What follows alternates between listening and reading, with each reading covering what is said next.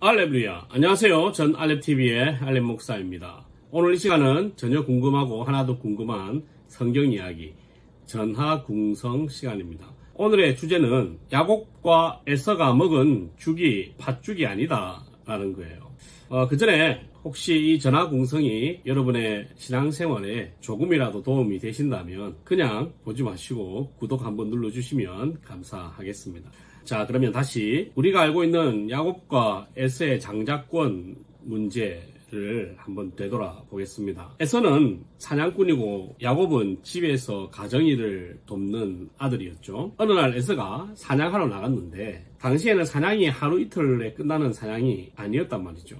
그러니까 하루건 이틀이건 하여튼 긴 시간 동안 사냥을 하고 돌아왔는데 이 사냥을 하면서 뭘 먹어야 되는데 먹지를 못했어요. 너무 배가 고파가지고 집에 돌아왔어요. 돌아오는데 당시에 집은 우리가 생각하는 아파트나 단지처럼 되어 있는 게 아니라 천막처럼 되어 있단 말이에요. 텐트집에 살았어요. 유목민이니까.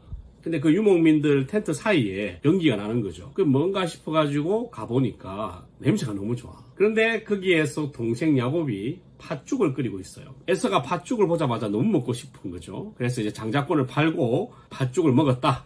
이게 우리가 아는 이야기입니다. 물론 이게 맞습니다. 내용의 스토리 그리고 핵심은 이게 맞아요. 그리고 이 죽이 팥죽이 아니라 뭐 콩죽이 되든 콩국수가 되든 이것은 사실 아무 의미가 없다. 그래서 어떤 사람들은 이 팥죽이 붉은색이니까 이 붉은색이 예수님의 보혈을 상징한다. 뭐 이런 쓸데없는 소리를 하는 분도 계십니다. 전혀 들을 필요 없고요. 신경 쓸 일도 아닙니다. 그러면 야곱이 끓인 것이 과연 팥죽인가? 아니에요. 우리나라만 팥죽이라고 할걸요? 제가 알기로는 그래요. 요즘 웬만한 책이나 주석, 서적들을 보면 이게 팥죽이 아니라고 다 이야기를 해요. 근데 지금도 팥죽이라고 하시는 분들이 있다는 게 놀랍죠. 번역은 팥죽이라고 할 수 있어요. 왜냐하면 그 당시에 이 단어를 번역할 게 팥죽밖에 없었겠죠. 하지만 그래도 설명은 팥죽이 아니라는 걸 이야기를 해줘야 되는데 아니면 아예 그런 말을 쓰지를 말든가. 그런데 그래 팥죽까지는 괜찮아. 성경에 그렇게 번역되어 있으니까. 근데 진짜 이 팥의 의미를 두가지고 설교를 하는 사람이 있어요. 이거는 진짜 말도 안 되는 짓이에요. 팥에는 아무런 의미가 없어요. 그냥 죽입니다.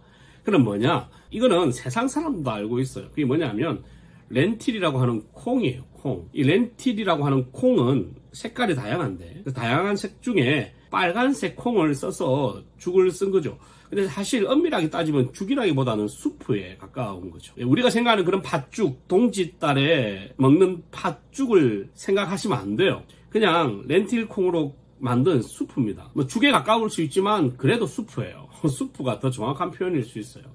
그러면 왜 그게 렌틸 콩인가? 중동 지역에는 이 렌틸로 만든 음식과 요리들이 예전부터 아주 오래전부터 있었어요. 그러면 왜 당시 중동 지역에는 이 렌틸 콩으로 만든 요리가 많았는가? 이삭 같은 경우는 유목민이니까 동물의 고기를 통해서 단백질을 섭취할 수 있어요. 하지만 평야에 살았던 블레셋 사람들이라든지 이런 농민들 같은 경우는 단백질을 섭취할 수 있는 게 많이 없었단 말이에요. 그러니까 이 렌틸 콩이 그 당시에 중동 지방 사람들의 부족한 단백질을 채워주는 역할을 했다. 그래서 도리어 산악지대에 있던 이삭 가족 같은 경우는 이 렌틸 콩을 구하기가 그렇게 쉽지 않았다는 거죠. 이걸 구하려면 시내로 내려가서 시장에서 사서 와야 되니까 밖에 나가서는 쉽게 볼 수 있는 음식인데 집 안에서는 먹기 힘든 음식이 바로 이 렌틸 콩이었어요.